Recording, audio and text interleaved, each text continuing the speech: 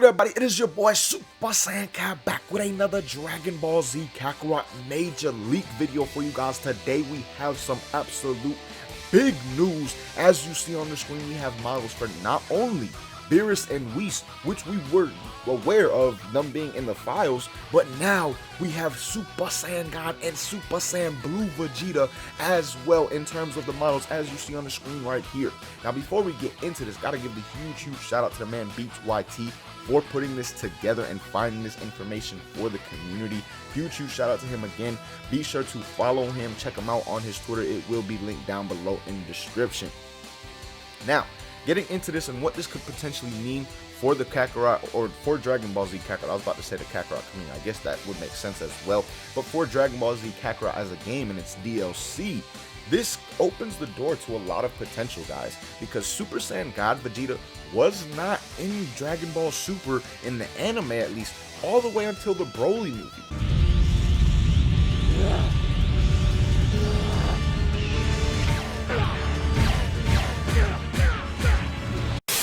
Now, yes, in the actual manga, I believe he was more relevant and he came a lot earlier on. I did not read the manga though, so maybe for those who did, you guys can give me a little bit of insight on that down below in the comments, where he exactly was first shown in the manga and things like that, how much more he used that form and all stuff of that nature, because again, I really only watched the anime when it came to Dragon Ball Super, and as far as the anime goes, I know he was not involved all the way until the Broly movie.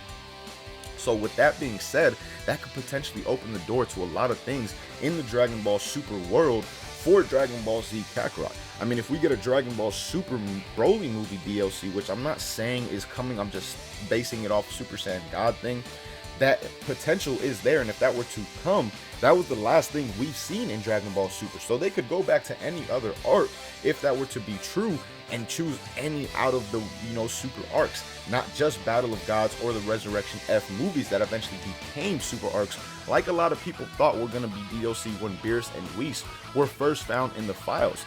And I do not blame them for that, because that's where they first became relevant within Dragon Ball Z.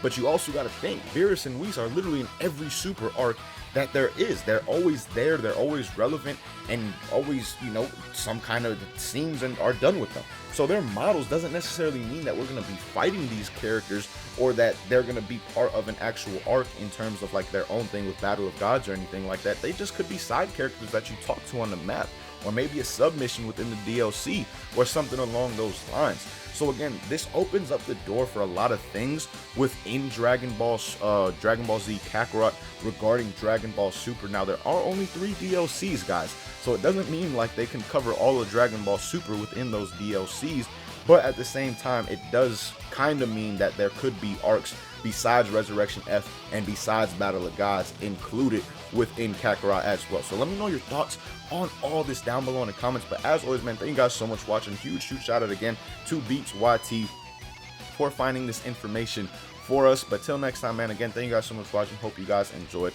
and as always, hope you have a good day. Peace, y'all.